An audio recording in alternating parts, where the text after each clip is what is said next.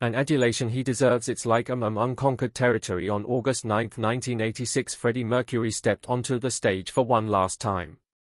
His doctor had warned him not to perform, his voice was failing, and in the crowd, a fan's life would end during Who Wants to Live Forever. But what happened next shocked everyone, from John Deacon's violent outburst to Mercury's mysterious disappearance after the show. Today, we reveal what really happened during Queen's final concert. Freddie Mercury was born on September 5, 1946, in Zanzibar, a small island that was part of a British protectorate. His parents were Parsi and followed the Zoroastrian religion, which is one of the oldest religions in the world. Freddie's birth was special in many ways. He was born with 4 extra teeth, and later in life, he believed this gave him a unique vocal range that helped him sing in 4 octaves. He grew up surrounded by African, Arab, and Indian cultures, which influenced his style and music later. When Freddie was 17, his life changed completely. The Zanzibar Revolution in 1964 became dangerous for families like his, and they had to escape. Thousands of people were killed, so his family fled to England. But before that, Freddie spent his early years in India. At just 8 years old, his parents sent him to a British-style boarding school called St. Peter's in Punani. This school near Mumbai became an important place for Freddie. It was there that he first started calling himself Freddie, and it's also where his love for music began. A teacher saw his talent and told his parents to pay extra for music lessons. This turned out to be a life-changing decision. At school, Freddie formed his first band, the Hectics, with 4 friends. They played rock and roll songs by famous artists like Cliff Richard and Little Richard. Freddie was only 12, but he already showed he had a natural gift for music. He also loved Bollywood singers like L. Mangeshkar, whose soaring voice inspired his future performances.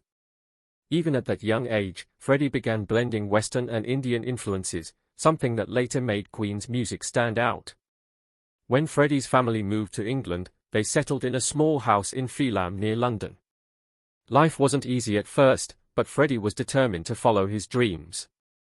He joined Eworth Polytechnic in 1964 to study art and later went to Ealing Art College. At Ealing, Freddie became skilled in graphic design, and he would later use those skills to create Queen's famous logo. To support himself, Freddie worked odd jobs, including washing dishes at Heathrow Airport. While at Ealing, Freddie met Tim Stale, who was in a band called Smile with guitarist Brian May and drummer Roger Taylor. Freddie became friends with them and often gave ideas about their performances. In 1970, when Tim left Smile, Freddie joined the band as their new singer. He suggested they call the band Queen because it sounded grand and powerful. Their first concert as Queen was in June 1970 at a charity event. The band still needed a bassist, and after trying out a few people, they found John Deacon in 1971. Around this time, Freddie also decided to change his last name to Mercury. He got the idea from a line in a song he wrote, "Mother Mercury, look what they've done to me." Queen wasn't an instant hit. Their first album came out in 1973 but didn't even make it on the charts in the UK and barely hit number 83 in the US. Their second album, Queen 2, released in 1974, didn't do much better, it only reached number 49 in the UK. The band was getting frustrated, but their third album, Sheer Heart Attack, finally changed everything. It had Killer Queen, a song that became their big break. It hit number 2 in the UK and made it to number 12 in the US. Freddie Mercury wrote Killer Queen one night while sitting at his piano. He came up with the words first, which was unusual for him since he usually started with the music. The song told the story of a classy, high-society prostitute. What made it stand out wasn't just the story, but the sound. Brian May played an impressive guitar solo using a 6-pence coin as a pick, and they added layers of sound with different production techniques. The song made Queen famous, but it also caused a bit of a fight in the band. Roger Taylor worried that its light, playful sound might make people think Queen wasn't a serious rock band. In fact, Killer Queen almost didn't make it on the album. It was recorded last, and there was a big debate about whether to include it. Then came Bohemian Rhapsody. This song, released in 1975 as part of a night at the opera, made Queen superstars.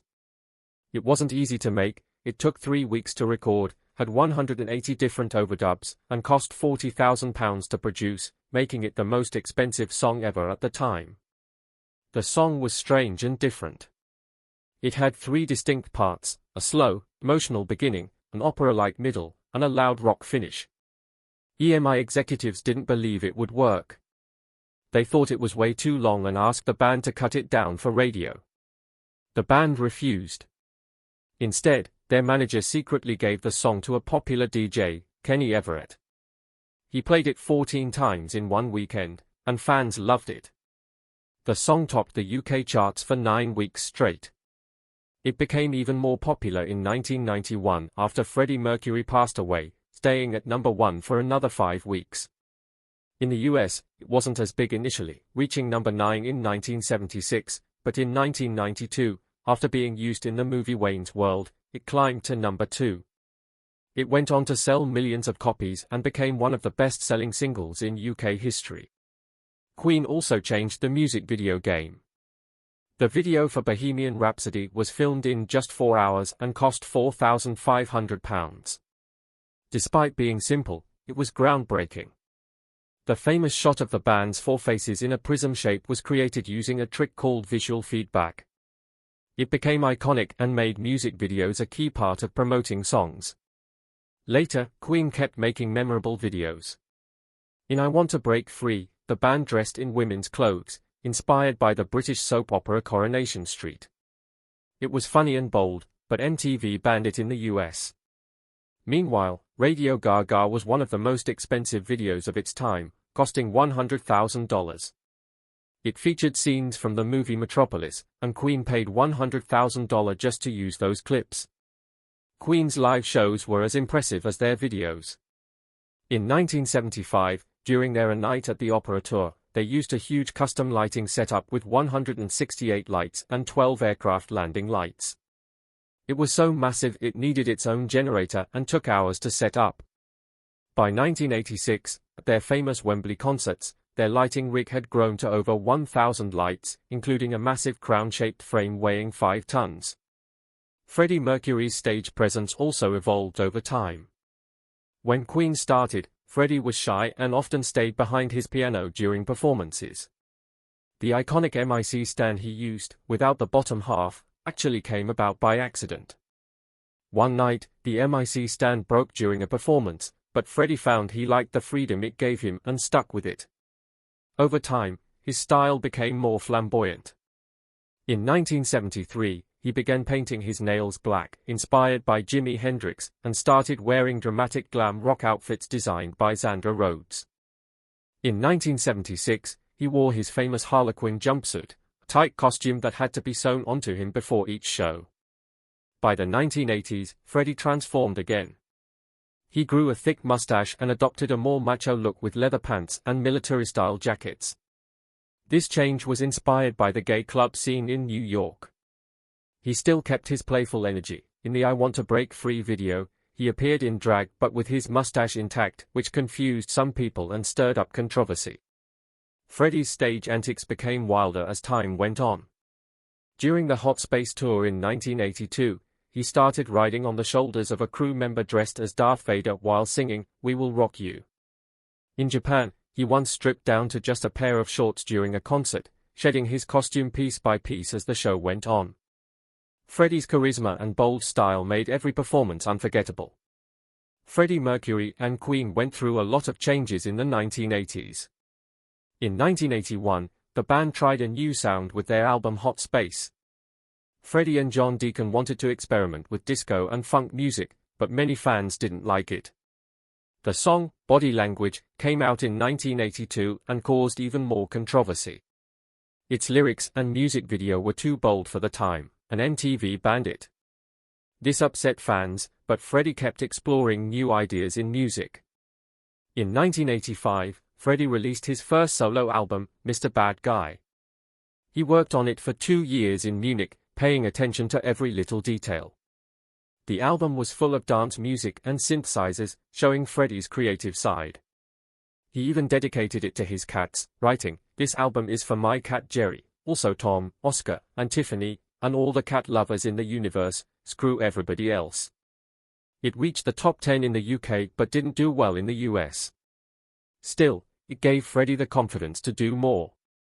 Later in 1987, he worked with opera singer Montserrat Cabal on the album Barcelona. The title track mixed opera and rock and showed how powerful Freddie's voice was. The song became the anthem for the 1992 Olympics in Barcelona, but sadly Freddie didn't live to see it performed. At the same time, Queen was struggling as a band. After Hot Space came out, they went on tour, but by the end of 1982, they decided to take a break. The band wasn't getting along. Brian May later admitted, "We hated each other for a while." Things got worse while recording their 1984 album The Works. Brian got so frustrated that he left the studio and spent hours in a park thinking about quitting. John Deacon suddenly left for Bali without telling anyone, which shocked everyone. When Live Aid came, Freddie heard about it and jokingly sang, "Bali High," from South Pacific. There was also trouble outside the band in 1984. Queen performed in Sun City, South Africa, during apartheid.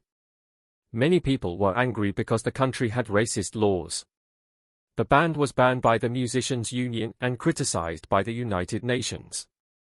Later, at a concert in Rio de Janeiro in 1985, the crowd even booed them.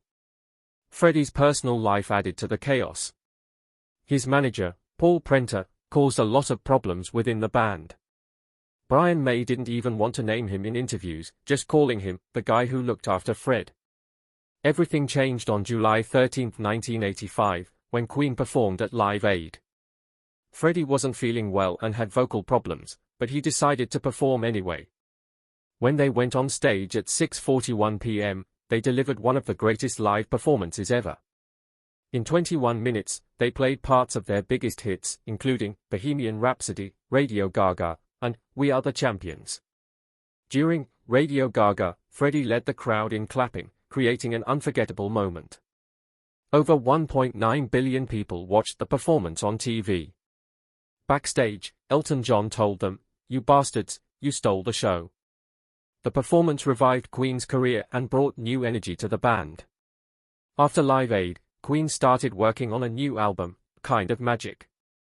It was supposed to be the soundtrack for the movie Highlander, which was about immortality. They began recording in 1985, using new digital technology to make the album sound modern.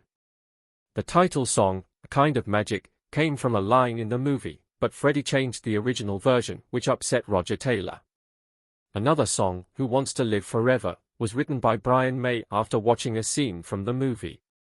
It had an 80-piece orchestra, giving it a big dramatic feel. In 1986, Queen planned their biggest and most exciting tour ever.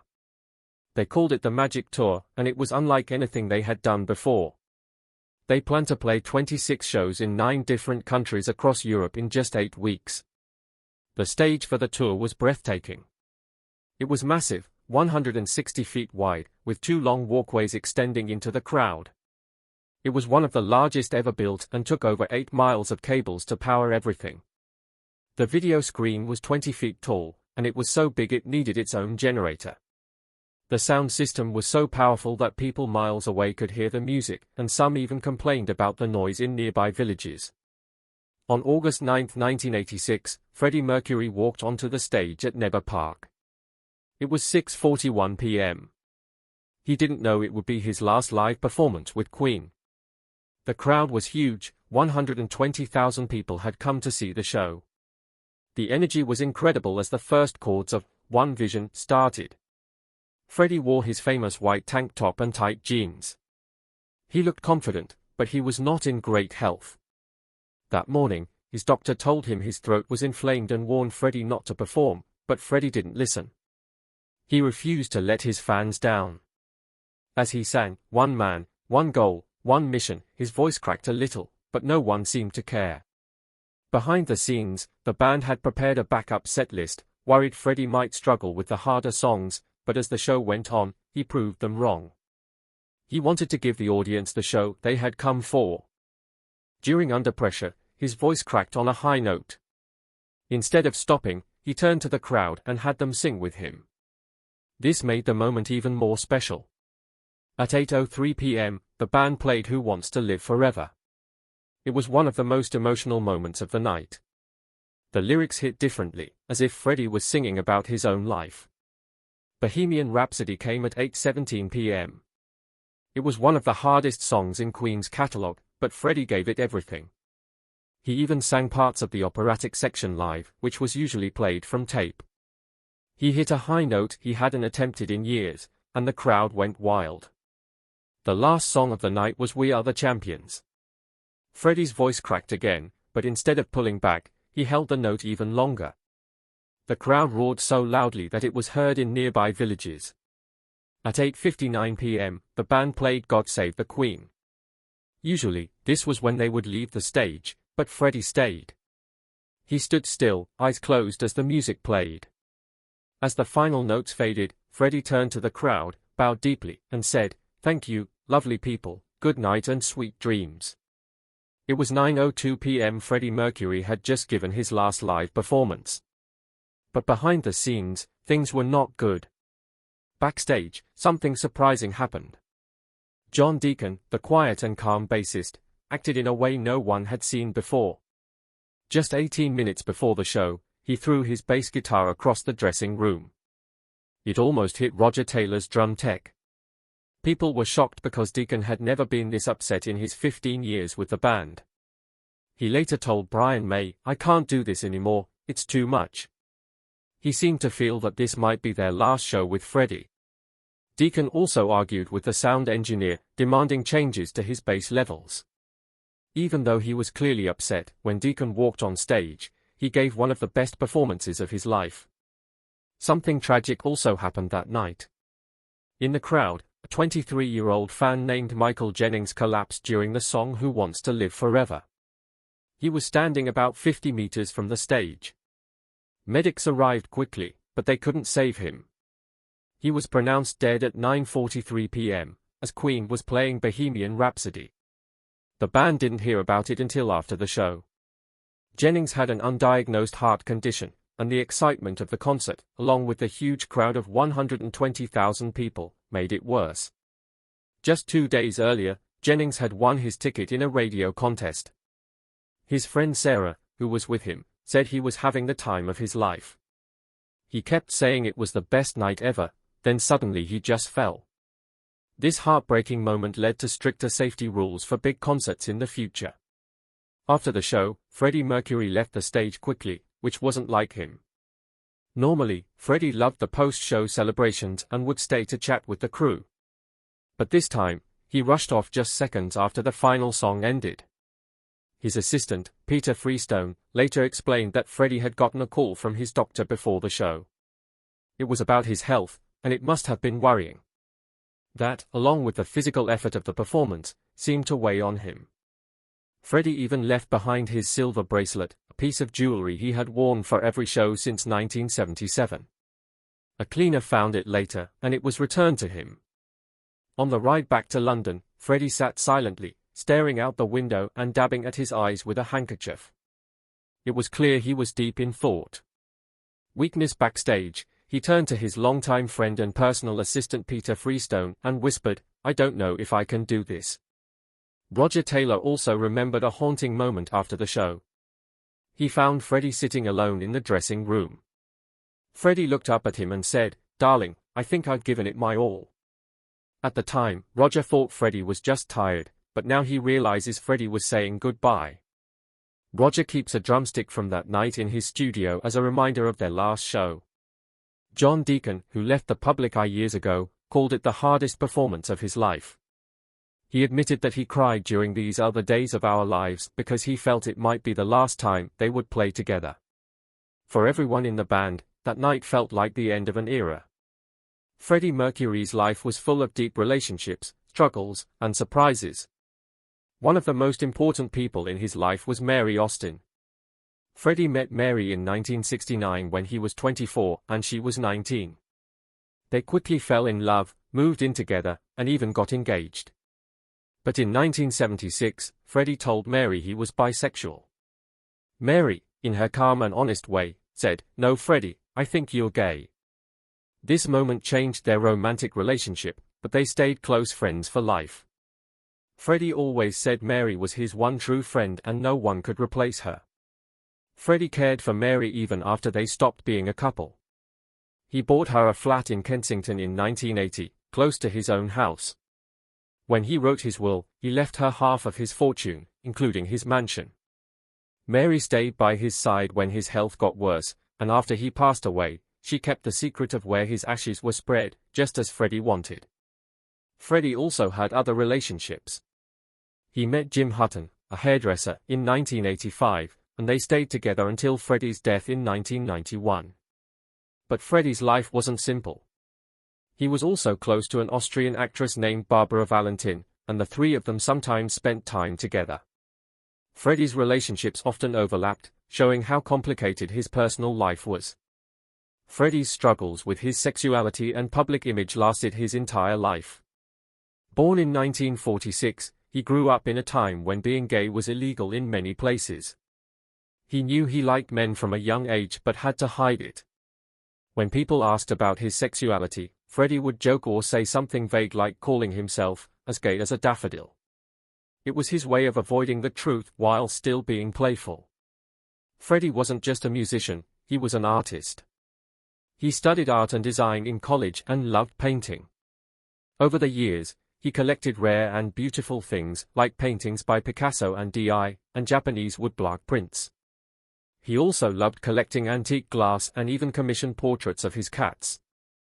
His collections filled his mansion and showed how much he appreciated beauty. Freddie Mercury kept his battle with AIDS a secret for many years. He didn't tell the public or even most of his close friends.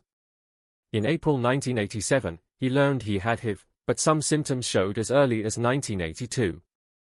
On a trip to New York that year, he went to a doctor about a spot on his tongue. It might have been an early sign of the disease. Even with this, Mercury denied all the rumors about his health. The press didn't let him rest. British tabloids, especially The Sun, started writing stories about Mercury's health in 1986. These articles, mixed with the fear and stigma around AIDS at the time, likely made him stay silent.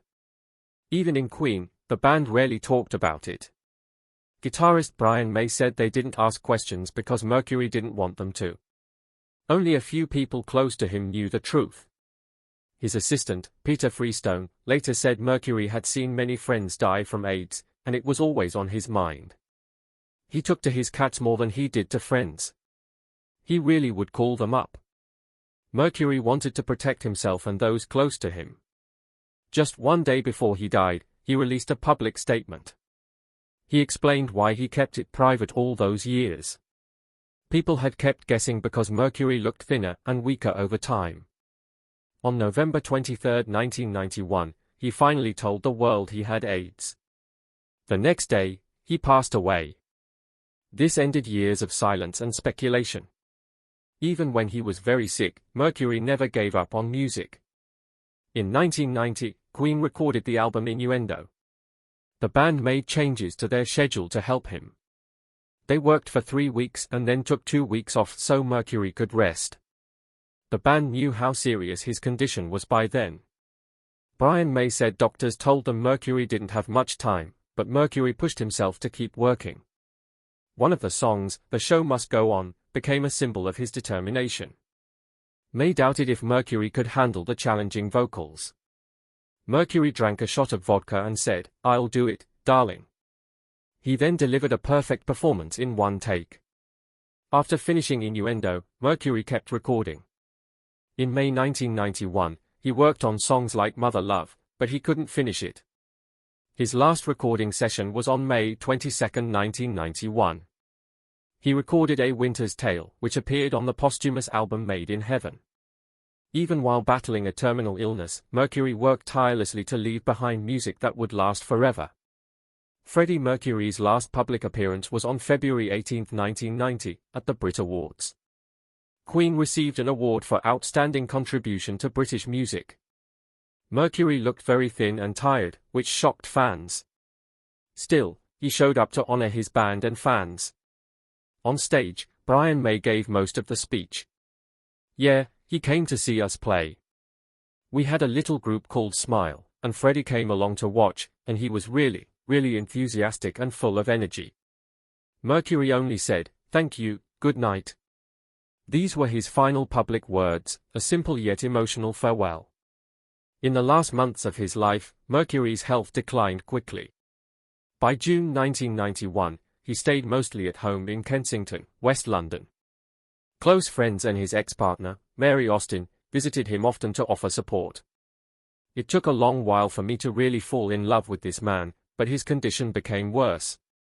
He lost his sight, couldn't move much, and was often in bed." On November 22, 1991, he stopped taking his medication except for pain relief. That same day, he prepared a public statement with Queen's manager Jim Beach. The statement was released on November 23, confirming his AIDS diagnosis. Freddie Mercury passed away on November 24, 1991, at the age of 45. The cause of death was pneumonia brought on by AIDS. His partner, Jim Hutton, described his final moments as peaceful, saying Mercury looked calm and radiant before passing. After his death, Mercury's music only grew more popular. In 1995, Queen released Made in Heaven, an album featuring his last recordings. It became a global hit, selling over 20 million copies. Mercury's legacy continues to thrive. His music has billions of streams, and Queen's Greatest Hits is the best-selling album in UK history. Mercury's voice and passion live on, inspiring fans around the world.